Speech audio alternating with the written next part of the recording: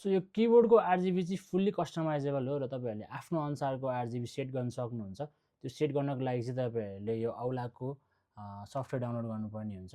र अर्को मेन कुरा भनेको चाहिँ यसमा तपाईँहरूले म्युजिकसँग पनि सिङ्क गर्न सक्नुहुन्छ आरजिबीलाई। त्यसको लागि चाहिँ तपाईँले सफ्टवेयर डाउनलोड गरेर यहाँ गएर यसलाई अन गरिदिनु भयो भने चाहिँ अब यो फुल्ली म्युजिकसँग सिङ्क हुन्छ।